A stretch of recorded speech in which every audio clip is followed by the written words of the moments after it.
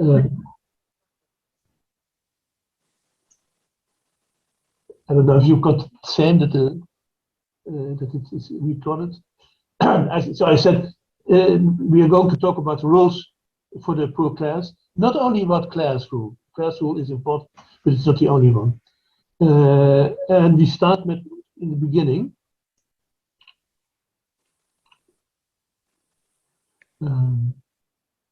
By the way, this PowerPoint presentation can be sent to you. This is a lot by Faustina, if you agree.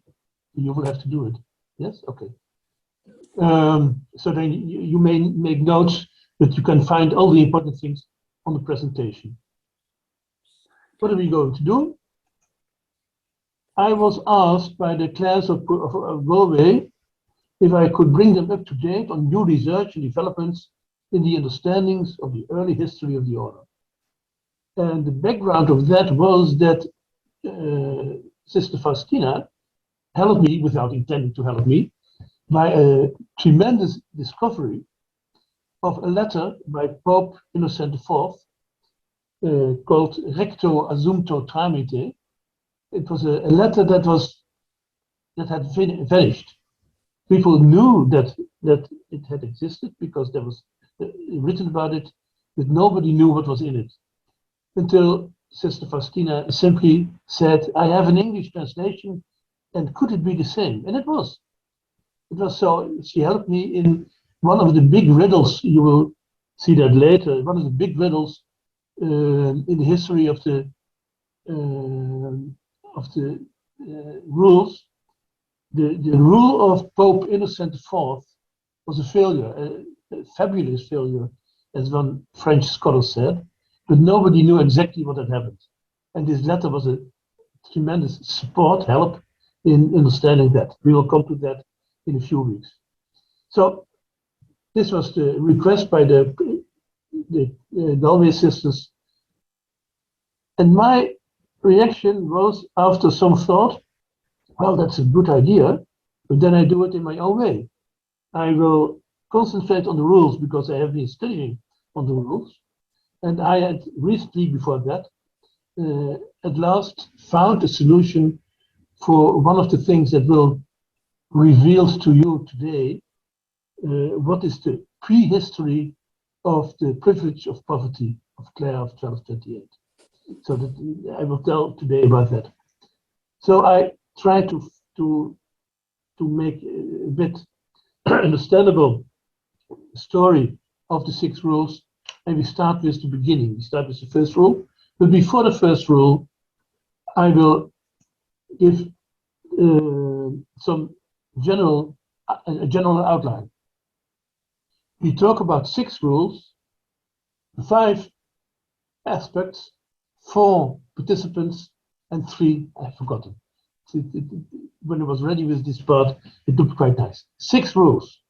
The Form of Life by St. Francis, a very short one, will be discussed today, together with the Form of Life by Cardinal Ugolino, the later Pope Gregory, also today. Then comes Innocent's Form of Life of Clare itself. I'm sure you're looking forward to that, as I am too. Isabella's rule and Pope Urban's rule. Those 6, it's a lot. That's a lot, and most people, even scholars, get confused about that.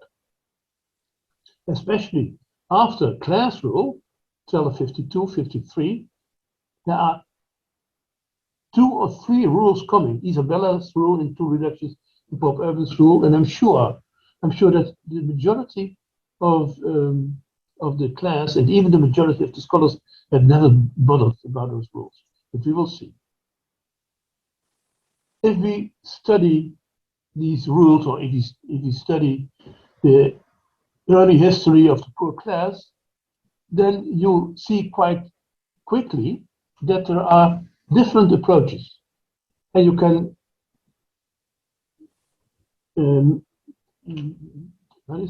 order them in two ways. Traditional approach of wadding and of most of your novice mistresses and fathers who had been talking about Clare, a traditional one and a modern one of the last 40 years. And then so what shall I say? So proud to add my own approach to that too. The traditional way is that the brothers of St. Francis the Friars have the first place, and they coach Clare and her sisters on the sailways. 40 years ago, 40 years ago, yeah, 40 years ago, some people said, well, this is too simple. This cannot be true. And they divided the four parts in another way. They said that Pope Gregory Ugolino, whom you find here with his tiara, that he had his own plans and his own sisters. And that Francis had his own plans and his own sisters, Clare. And that those two groups, San Damiano and all the other, what was not yet called Poor Clares, but was called sometimes Damiano, had nothing to do with each other. That they had different ideas, different ideals. And that only the force and the power of Cardinal Ugolino made them one by forcing Clare into this story. That's what the last 40 years has been most popular. A key point to note, a small quotation, is that Ugo's new order existed entirely apart from San Damiano, he says, while the other more traditional approach was that Francis and his brothers founded monasteries, found sisters, and kept them all together. Now, both approaches are not wrong. Both approaches are, however, one-sided. So there are good points in it, but there are other points that are simply forgotten. And what I have been trying to do in the last years is to look for those forgotten points.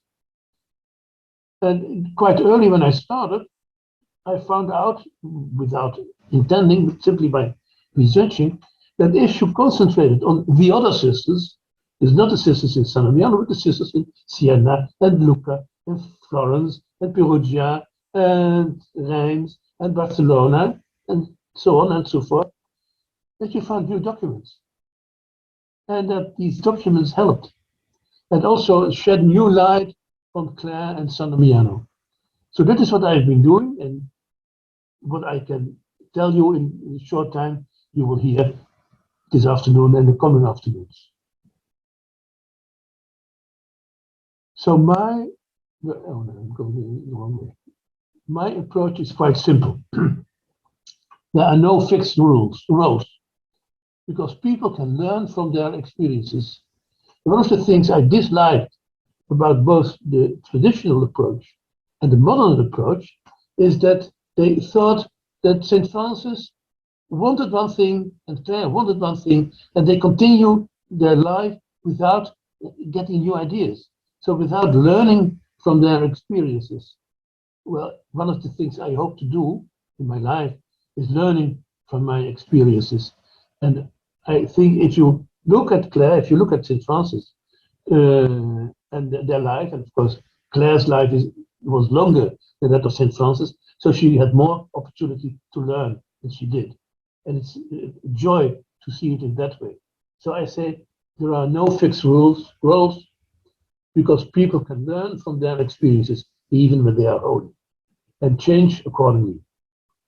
I ask, however, always, what did this or that mean for the ordinary sisters in other monasteries? And this is, I think, a fruitful question, and it provides new points of view. Those are the three approaches. Now we go to 5 aspects in which we look at the different rules. Mostly, if you see the form of life of St. Francis and his last will for the poor sisters, then there are two things that are important according to St. Francis: the poverty and the care and solicitude of the friars. These two are important. These two are essential, but they are not sufficient. There are other elements that play an important role and that come back every time. And so after really long fussing about it, I selected five elements, five aspects that are important to study, to as a focus. First, of course, is the highest poverty. The second is the things of the daily life. You will eating, sleeping, clothing, talking, care of the sick. I'm not saying more about it now because it will come back, especially when we discuss the rule of Ugolino. The third is here, they're the same, but now with images. The third is care and solicited, things that St. Francis found so important for the friars taking care of the sisters. The fourth is enclosure, clausura. According to some of the rules, one of the vows in the religious life of the Clares. And also the clausura, the enclosure, has its history, so it's worthwhile to discuss this. For instance, is Clare having the same approach to the clausura as Ugolino, or is it totally different? This kind of questions. The last one was also added by me as the last element. It's the union of mutual love, as Clare says in her rule, and as Cardinal Reinaldo says in his short letter in the introduction to Clare's rule. In fact, I think it's the most important of them all. But you have, of course, your own ideas about that, and perhaps we have time to discuss about that. Not now, because that's too early, but one of the coming afternoons. If you take those 6 rules, 3 approaches, 4 roles, and 5 aspects, then you get this. We start today with the form of life of Francis and as aspects, the highest poverty, of course, and exemption. You will see that. Next week, we concentrate on the rule of Ugolino, but today we take part of that. So they're together the first 2 afternoons. And the aspects will be daily life. And then come, as you can see, Innocent, Clare, Isabella, and Urban. But we start with the beginning.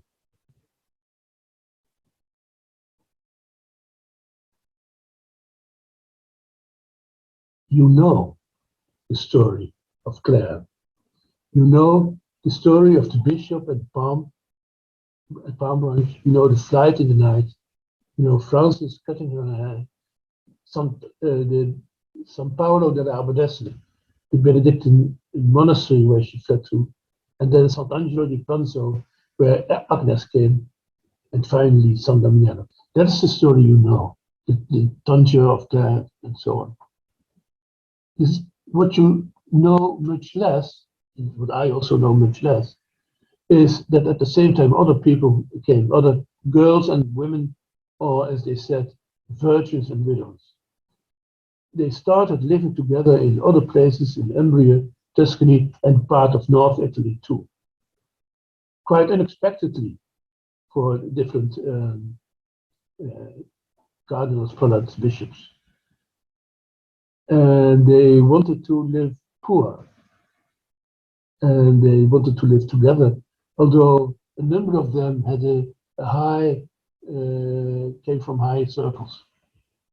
Now, what those girls and women, or virgins and widows, in Foligno and Lucca and Siena and Perugia and Arezzo had to do with a small group of Clare and her sisters in San Damiano That's a question. It's a real question, and that question is a core of what we are going to do in this lesson. And I don't have a clear-cut answer. I will say that now. I don't have a clear-cut answer, but I can give you some elements. And we begin with the oldest list of monasteries. There you have in yellow. I made a picture of a film of the manuscript, and I had a different. I don't know. I had a lens that had the effect that it was more or less yellow. The original manuscript is, of course, white or gray. Of the original manuscript of the oldest version of the Rule of Ugolino. It was found back in 2000. No, it was found back earlier, but in 2000 it was publicized for the first time by Simon Tupko, an eminent scholar of Dominican history, and he had found it in the legacy of a colleague of his, also a Dominican, who thought it was another Ugolinos who had written this. And only when this Simon Tupko started reading it, he discovered it was the Rule of Ugolino for the poor class, for the Damianites. And this rule starts as follows: Ugo. So not Ugolino, but Ugo. And next week I will show you that there are four names with which this cardinal was called. Ugo without H, Hugo, Ugolino, and Ugolino. And I'll show you in old documents. Now we only say Ugo, a legate of the Apostolic See, to the beloved daughters in Christ of the monasteries of San Damiano in Assisi, and Blessed Mary in Spello, Foligno, Perugia, Arezzo, Siena, Florence, Lucca, Tortona, and all the other monasteries. Now, this is interesting because we had a list of all monasteries from 1228, 7 years later. The list is longer, some 20 monasteries out there, also starting with San Damiano. But now, in this oldest version, you see that also in 1221 there were at least 7, I think, nine monasteries and all the other monasteries of the Order of San Damiano, as they were a bit later called. Where do they come from? Did they spring up spontaneously? One of the interesting things of women in history is that the scholars, mostly the male scholars, think that men do things orderly and women do things spontaneously. I don't know why they think so, but you always see it. So did they spring up spontaneously, or were they, as of course male scholars think it has to be, inspired by other male people, friars and clergy? Or was it the enthusiasm of Clare who sent her sisters out to informare le suore, to inform other sisters how they should live? The answer is, we don't know. And after that, you can say a lot in different directions. We don't know. What we do know is that Ugolino, Cardinal Ugolino, was seeing them, discovering them, so to say. The Pope had asked him, or commanded him, to trek around Middle Italy to intermediate between struggling parties, that they make peace, and when they had peace, there were men who could come and go on the crusades. So his duty was to liberate men, so to say, to fight in the Holy Land. But while he was doing that, and he did a lot on that part, he also did something else. He saw these women, and he discussed with his bishops, who said, "It's interesting to see what I have, but I don't know exactly what to do with them, because they don't have no need for poverty, but they are poor. What shall we do?" what Ugolino did, he talked with them, and then he went to the Pope. He went to, oh no, a moment. He went to the Pope, and the Pope sent him a letter. But I see now that I am going too fast. We have to go to this thing. You see here 4 pictures of 4 monasteries. Left, you see San Damiano, and under that, a beautiful picture, I think, I found it on the internet, of Prague. Na Francisco, we call it in Czech. It's the monastery of Agnes of Prague, or Agnes of Hungary, if you prefer. On the right, you see 2 other monasteries.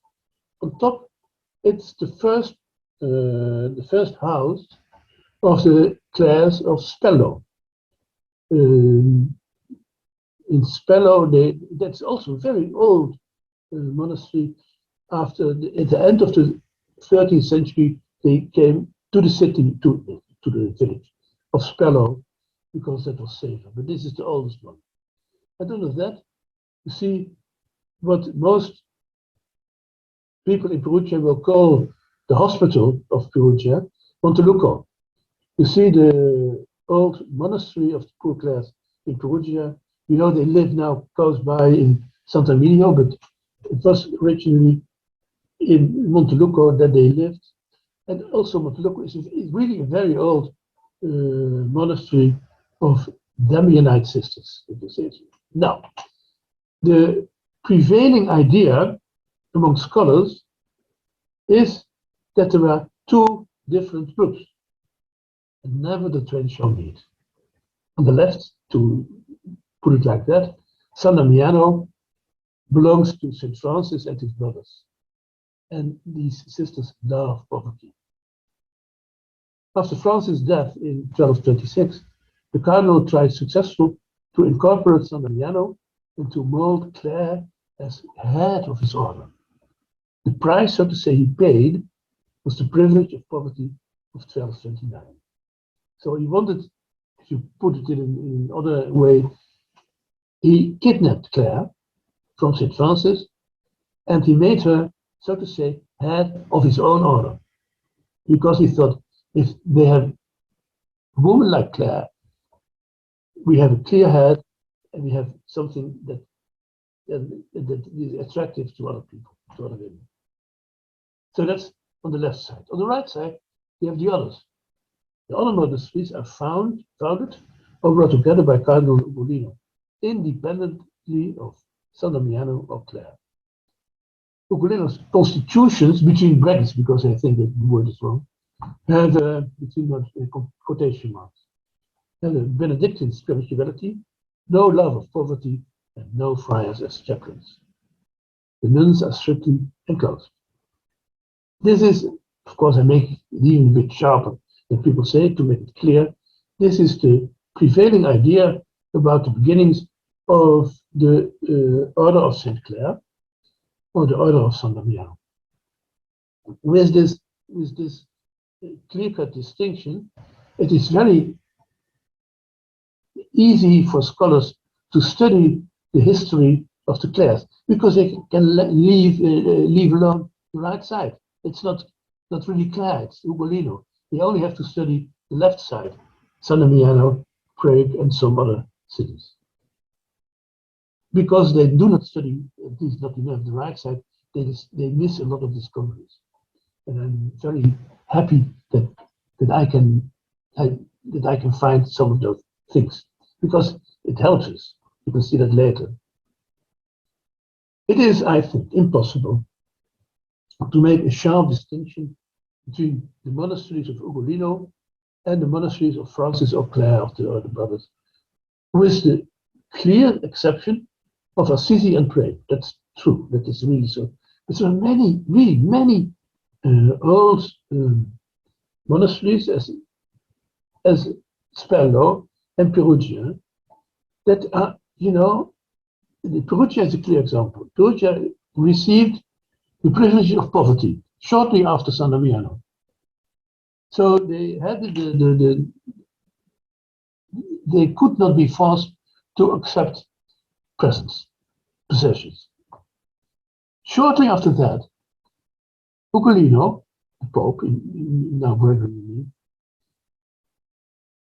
really gave them an awful lot of money and land area, and they accepted it. So in the first instance, they were poor, and they wanted to be poor. In the second instance, they I'm distracted by an email that's coming in. They were in this distinction. They were clearly from Ugolino, from Gregory. Spello, same story. We know that two sisters from San Damiano went to Spello to informare le suore, to inform the sisters, to show them how you live in their way. Vina and the other, I don't know by heart by now. So they have been living there, but then close by was an old monastery, male monastery of Benedictines, with a large inheritance, and they accepted that too. So they were not poor anymore. So I think this clear-cut distinction in two cannot work. It has to be more complicated. My approach. It is impossible to make a sharp distinction between monasteries of Ugolino and of Francis and Clare, with these exceptions, as I said, of Assisi and Prague. Although most researchers think that the other monasteries are irrelevant, it is very useful to study them. Because form of life is partially inspired by the way of living of Clare in San Damiano, the provisions of daily life. And next week we will talk about that. This implies that Ugolino knew San Damiano's way of living when he wrote his own form of life. This is one of the most important things that I discovered long ago. We go to, I thought perhaps you have to make a break, not yet. What I'm doing. 3:50. Oh, then we have a lot of time. That's good. And we go to the next part. These were all introductory things. Now we go to some to the beginning of of Clare and others. We have 10 more minutes. Yeah, I see. I saw it. Yeah.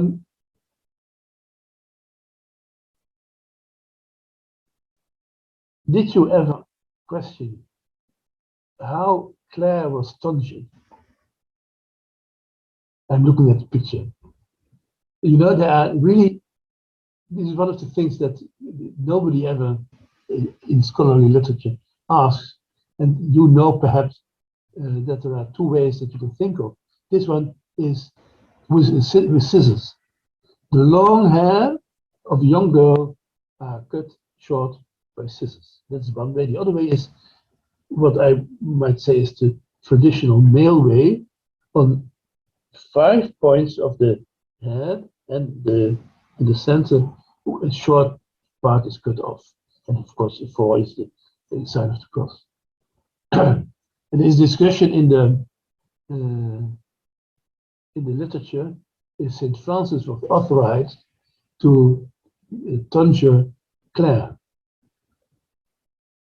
Now, I like this kind of questions, really, because if you look carefully enough, you can always find interesting things. Like that, you know, the story of Elizabeth of Hungary, Elizabeth of Thuringia, who was widow, and she had a lot of trouble in getting her inheritance, because her brother-in-law didn't want her to have it. But when she got it, she organized a feast for the poor people in Marburg, and she distributed the money to them. But then, because she didn't want want people to steal, he said you have to remain seated. And you shouldn't move. Now, there was a girl with very long hair who unexpectedly saw her sister. And so she stood up and she greeted her sister. But then Elizabeth said, you shouldn't do that. So now, she had announced it before, now I have to cut your hair. But I don't mind cutting your hair because I think you will be excellent as a sister of mine in the hospital. If you know this story, then the question if St. Francis was authorized to cut the hair of Clare comes in a new light. Everybody could do that. And it was a sign that people understood. The long hair of girls that is cut short is a clear sign of choosing religious life. Clare is, of course, saying something else when she's looking back at her own history and the beginning of the Testament. She says a sentence that I think is very important. The Son of God has become the way for us, which by word and example our most blessed Father Francis, his true lover and imitator, has shown and taught us. In one sentence, he put it together. And I'm happy that Sister Francis Teresa is among us. I never saw her, but I've been using her translation extensively. So I use both normally the early documents in the American book because there are more documents in it than only Clare's writings, but I've used Sister Francis Teresa's translation of Clare's letters and the writings quite often. But sometimes, of course, I change the text a bit because I think that fits better. Francis' own form of life is quite simple, perhaps even too simple. And you all know this. In the 6th chapter of Clare's Rule, she quotes first the form of life of St. Francis and then his last wish. I read them both.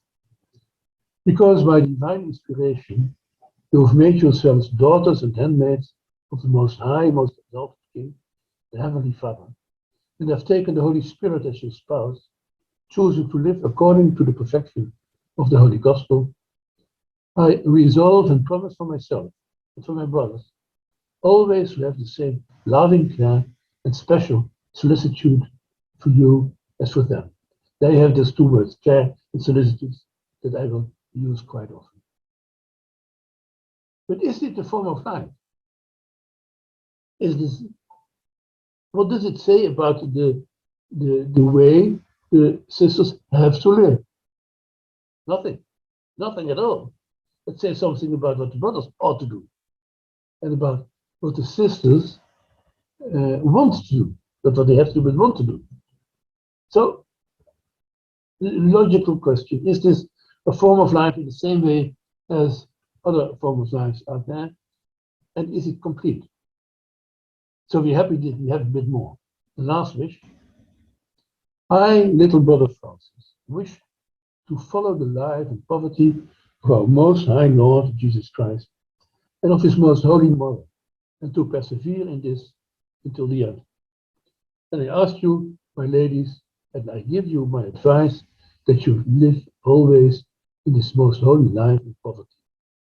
And keep careful watch that you never depart from this by reason of the teaching or advice of anyone. Very, very clear, straightforward, this is about poverty. As the form of life is about care and solicitude, is this about poverty? A kind of fear that people are setting the poverty aside. And then I always mention another element, it's the writing of St. Francis on fasting that Clare quotes in the 3rd letter.